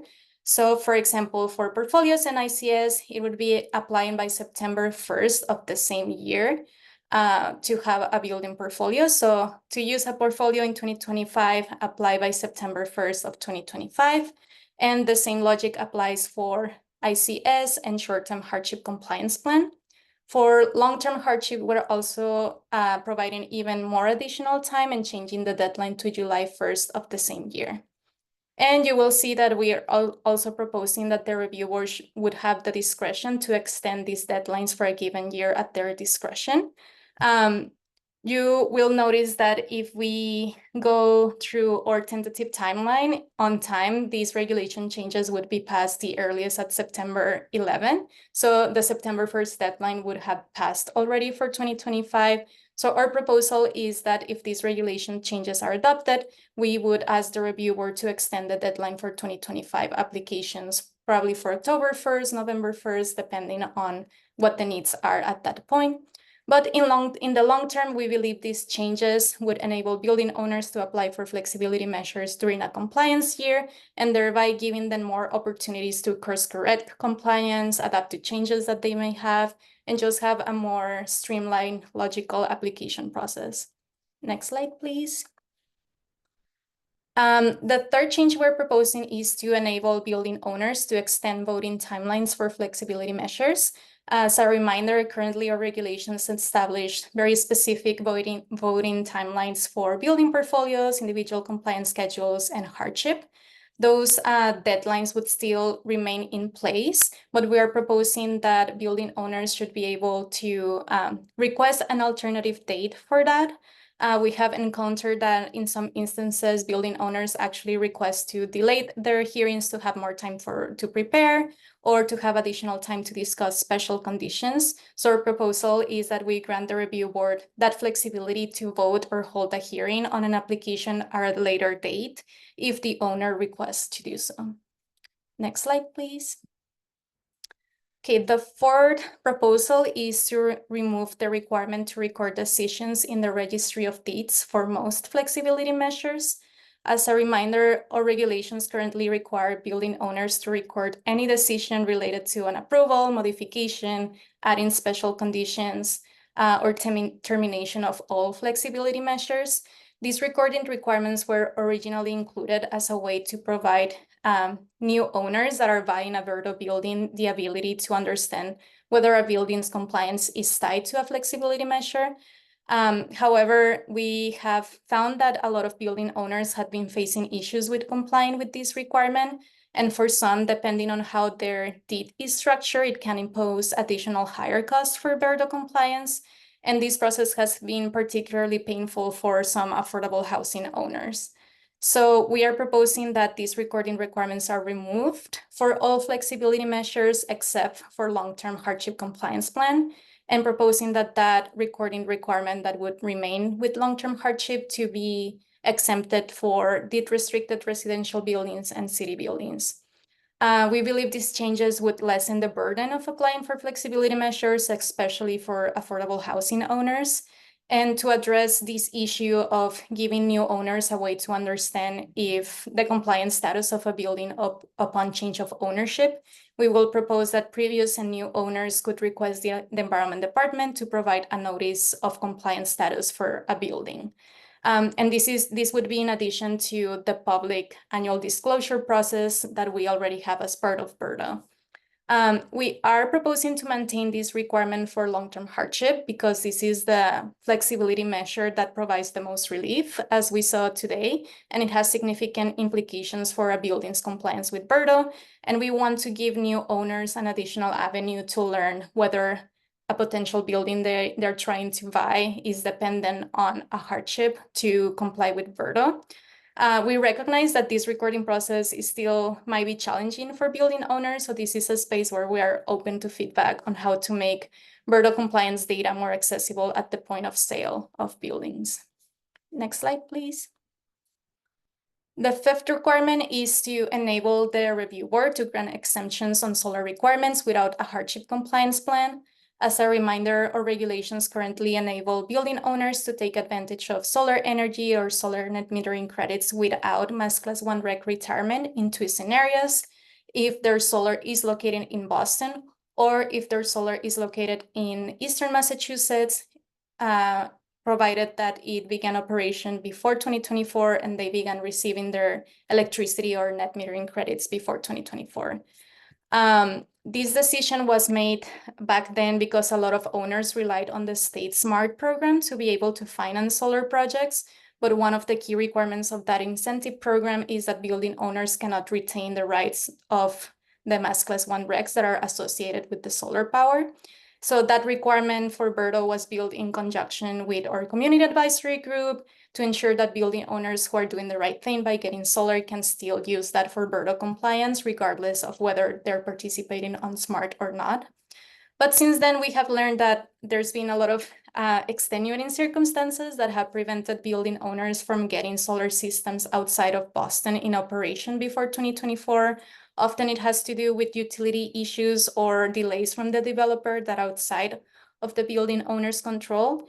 And currently, the only way that building owners would be able to still use that solar power without rec retirement is through a hardship compliance plan, which is a very complex and lengthy process. So to respond to this, we're proposing that based on extenuating circumstances, owners may request the review board to approve the use of this solar electricity or generation credits, even if they don't meet these requirements. And this would provide basically a direct exemption pathway that would streamline this type of requests and free up capacity for building owners, for city staff, and for the review board by reducing the number of hardship compliance plans that would be submitted to the board. And the reviewer already has the ability to grant this type of exemptions for power purchase agreements. So this proposal sort of mirrors that authority the board already has in the renewable energy realm. Next slide, please. And finally, our final key proposal is to delineate the roles between the APCC, Review Board, and Environment Department more clearly. As I mentioned earlier today, historically, policies and procedures had been presented alongside regulations and adopted by the Air Pollution Control Commission at the same time. But here we are proposing that following this update, policies and procedures should be adopted by the review board moving forward. This is because policies and procedures, as I mentioned before, are by design in need of updates more frequently, and they are updated to respond to lessons learned during implementation and to adapt to changes. And given that the review board is the entity responsible for providing community oversight over the implementation of BERDO, we believe that giving the review board the authority to update those policies and procedures is a better fit for BERDO.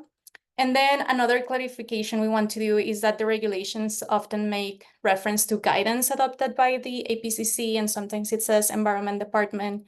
In practice, guidance is generally developed by the Environment Department on behalf of the APCC. So we're proposing to just clarify that language to plainly say that guidance is created by the Environment Department. So this would mean that regulations are adopted by APCC, policies and procedures by the review board, and guidance by the Environment Department. And again, some additional draft language delineating roles between the Commission, Board, and Environment Department will be presenting in June as well. Next slide. And finally, just a reminder of the timeline and that our next milestone is to go to the APCC in June with draft language. I believe that's all from me, but happy to respond to any questions from the board. Thank you. Thank you so much, Claudia, for the presentation. I will ask each board member if they have any questions or comments. I think all of the recommendations make a lot of sense as some course corrections for improving the system that we're working on in this relatively new process. So I'm going to cede my own questions for right now, and I will give it to board member Ellis. Thank you, Chair Boatwright. Claudia, can you go back to the third option, please? I just want to seek a clarification point here. So right here, please correct me if I'm wrong. It sounds like you would be asking the board to vote if the owner is asking for a later application or a later presentation date. Is that what you stated earlier? So basically, for example, for a building portfolio application, the board still has to vote within 45 days of the Environment Department's finding of completeness, unless the owner asks for a delay in that in a later date. Okay, so Sorry, so if the owner in that scenario, if the owner is asking for a later date, does the board need to vote to say yes, or can the environment department just approve that? It's not the intention of the language right now to make the Yeah. board vote for that. Okay, got it. All right. So I thought I misheard that. I'm gonna keep the rest of my questions. I think I want to submit something before the end of May. So I'll turn it back over to the chair. Thank you. You, Board Member Faruqi. Thank you. And thank you, Claudia, for all the work on this and everyone in the Environment Department. Two questions. Have you re-engaged the community advisory group to solicit their thoughts on these proposed recommendations? Not specifically as reconvening the community advisory group. This has just been communicated generally to all of our BERDO contacts at the moment. Okay, sounds good. Thanks. The second is a question and suggestion. This may already be in the proposal, but I think it would be great if we ensure that the recommendations, that the regulations are consistent with the ordinance in terms of the provisions by which board members are approved by the city council or not approved by the city council to be on board. Thanks, appreciate it. That will be included. Great, thank you. I asked for no reason at all. All right, thank you. Madam Chair, I yield back. Thank you. Board Member Ferris had to sign off. Board Member Lattimore.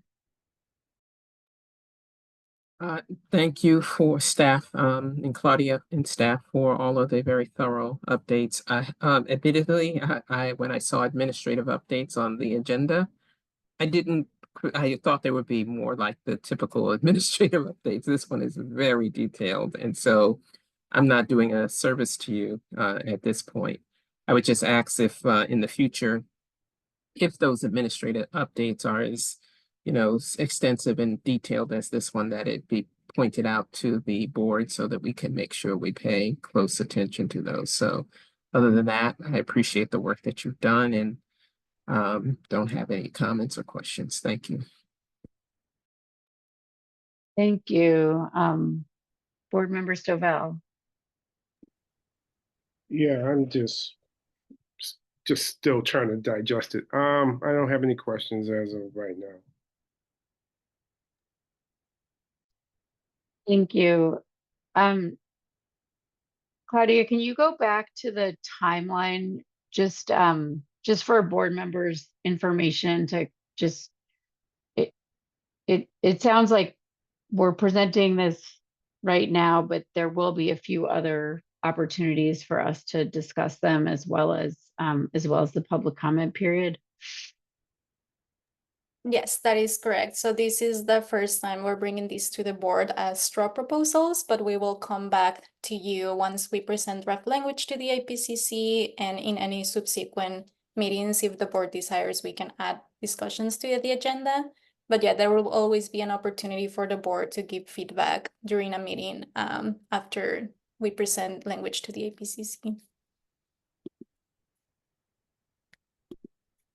Thank you. If Um, I'm yeah. sorry, may I make a comment? Please, yeah, please, please. I just want to add, because it sort of feels like this is reaching its end, but that I'm glad you pulled up the timeline to see the other opportunities for this board to sort of roll your sleeves up and ask more sort of detailed questions. I will say that the overall theme on top of all of this is that we're really trying to make BERDO a more predictable and easier process for everyone who's covered to engage with. And so it'll be key as we go along this timeline for you to understand what's in these proposals. So great that there's additional opportunities to absorb it, but also, we are not going to get ahead of ourselves and just assume that these are going to pass the way they're written. We sort of definitely take the comment period and all the other engagement very seriously, but we're We are looking for these things to be known if they're on the table and not uncontroversial, because we do actually think they'll be so beneficial. As Claudia mentioned, they really do respond, almost all of them, directly to feedback from covered building property owners and managers. And so to the extent that we are getting information out there about how this sort of like, please provide your feedback and this is coming, that's also one of the things that we want to make sure is known. It's just that, we're making some small tweaks that will hopefully have a big impact on how easy this is to work with. Thank you. Yeah, that's very helpful. Are there any other further discussion or questions? Board Member Ellis. Yes, thank you, Chair. Very quickly, it doesn't need to be heavily explained, but I want to find the section surrounding, and please, you might have to help me with this, but I think it's surrounding individual compliance schedules and how the energy data must be before a certain time period.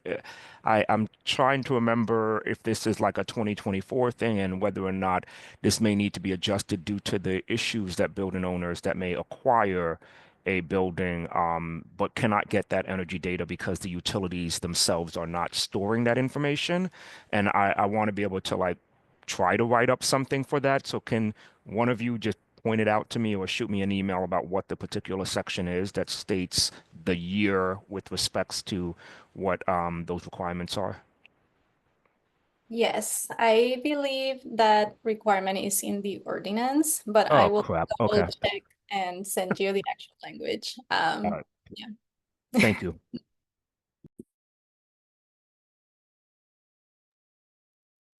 Thank you, Chair. Great, thank you. All right, so it is 6:39. I know we had minutes on the agenda and administrative updates. Maybe we can try to take, I think we had said we go till 6:45, so maybe we can try to take care of the minutes and then see where we are. So our next agenda item is to approve the previous meeting minutes from May 12th. Are there any questions or comments regarding the minutes? Motion to approve May 12th minutes. I will second that motion.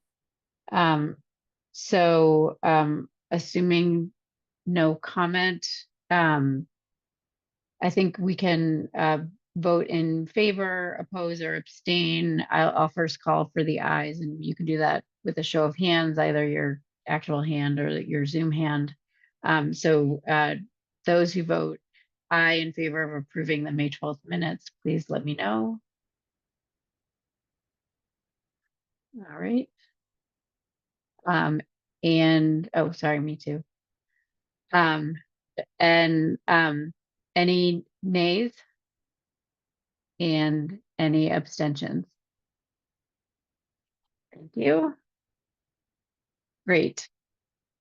It looks like we if we stay on for one more minute, Ziggy, do you want to do a quick administrative update? Yep, I can do a very quick one. Also, sorry. Also, I want to just highlight the number of reporting section requests since the last meeting. The review board delegated that authority to the Environment Department. There's been 670 reporting section requests, and all of them have been approved.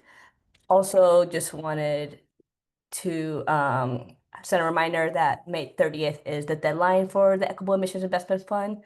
And so any interested applicants to get their application in before that deadline. And then also that the city has opened the nomination process for Jack's seat. So the nomination form can be found on the BERDO Review Board website, and this is open to any organization or individual can nominate someone for the seat. And then finally, looking at our timeline, the city proposes for going the next review meeting on June 9th because we had no agenda items at this point. We don't have any applications that need to be heard or any BERDO regulations updates that will be ready for that day. So then if we forego this meeting, the next meeting will be scheduled for June 23rd. Just want to see if that is okay with the review board. Remember Lois? Just a quick check. I know at the last meeting we were talking about learning about large steam system, central heating system. When I'm not trying to say we need to have the June 9th meeting, but did you have a thought of when you might be having that meeting, just out of curiosity?